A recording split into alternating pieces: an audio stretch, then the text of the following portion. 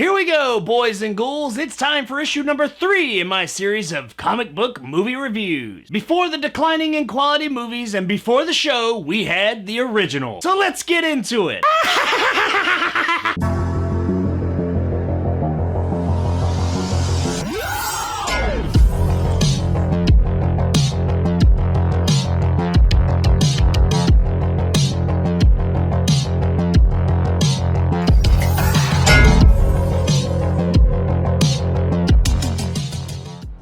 Tales from the Crypt is brought to us by director Douglas Gamely and stars Ralph Richardson, Peter Cushing, and Joanne Clayton. Tales from the Crypt is best known for the HBO series that started in the late 80s and the subsequent movies that spawned off of that. But years before all of that, it was a comic book series, Tales from the Crypt or The Vault of Horror, and they made a movie based on some of these stories in 1972. Now the cool thing about this movie is that some, if not all, of the stories that show up in this movie do make reappearances in the HBO show years later. Now, I remember seeing this movie many times from a very young age, and it scared the living shit out of me. Most of the stories here did stick with me throughout the years, but the one that stuck with me the most is also the one Tales from the Crypt episode from the show from HBO that stuck with me the most as well. And that is the first story in this anthology movie, and this story just so happens to be the first episode of the series as well. And that story would be All Through the House. Now, I'm not going to get into the specifics and ruin the story for you, but let's just say that this one really stuck with me through the years. Until this day, I am a bit fearful when I think of it. It scared the living fucking shit out of me. I do think the thing that stuck with me the most about this story is that there's nothing supernatural about it. The monster here is a human being, and that goes back to my deep-rooted fear of human beings in general. They are the worst monsters on Earth. There is no supernatural monster out there that can compare to the evil and insanity that fucking human beings have done throughout the years. Now, a good portion of the later episodes in this anthology do deal in one way or another with something supernatural, with the exception of the last story that deals with a man who's running a home for the blind. While I'm not going to break down every single story here,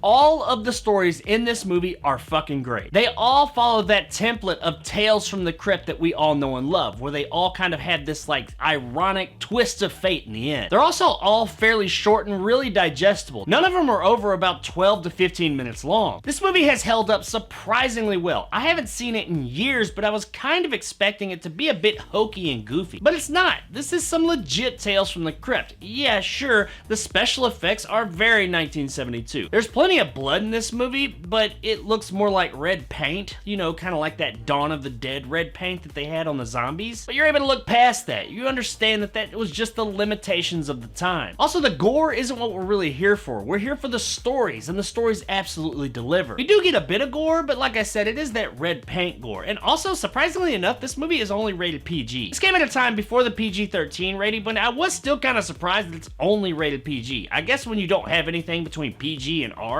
that's kind of what you get. It's not really hardcore enough for an R. I mean, granted, it does have quite a few adult themes, but at the end of the day, I guess it's not really an R. If you told me it was rated R and I watched it, I'd be like, well, that seems a bit excessive. But PG? God damn, that's a bit much for a fucking PG. So I guess that does kind of explain why we got PG-13. But all ratings aside, this flick is absolutely worth checking out. It's a great time, 70s-esque practical effects and all. We've also got some pretty entertaining performances here. Nobody's taking it too serious, but none of them are just taking it for granted either. They're not like goofy, hokey performances, except for the Crypt Keeper. He's always kind of goofy and hokey, and it kind of fits here. But no, everybody else, they're giving it their all. They're going for it. Now, it's not that harsh, brooding performances that we get nowadays. This is very much 70s acting, but it's that good 70s acting. It's not the way too far over the top act. Except for when something scary happens. That is when the big theatrics come into play. But that's alright, because it kind of works into the charm of the whole thing. Does this stand up to the absolutely iconic, excellent TV show that showed up years later? No, it doesn't, but it does stand on its 2 feet. And the stories are what you're here for, and they do not disappoint. Hokey special effects and 70s-esque filmmaking do not detract from the wonderful stories that are being told here. Guys, there's not really much else I can say about Tales from the Crypt without ruining things. I don't want to do that because I want you guys to watch it and experience this thing and see how good this movie actually really is. Now, it is very much an early 70s movie, but don't let that detract you. It's still a great flick. The solid performances and great stories make up for any issues in the technical department. And while when compared to the show that came years later, it might not quite stand up, as I said, it is still its own movie, and it is absolutely worth seeing, and it is also absolutely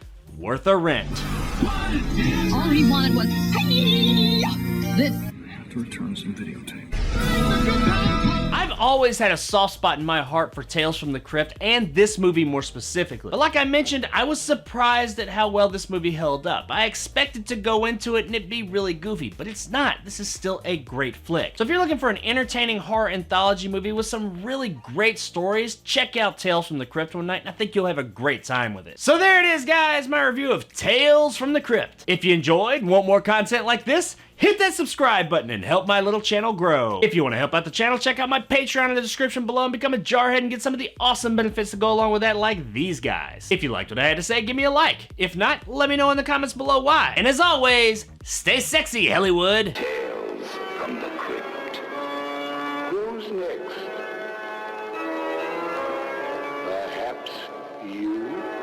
So what's next on the video game movie review list? Alright, so I guess now it's time for the second rated X movie that I've ever reviewed on this channel, and the second rated X comic book movie ever made. But this one's like legit rated X, and believe me, it was tough to find it, but hey, just for you guys, I found it. Yeah, looking forward to this one.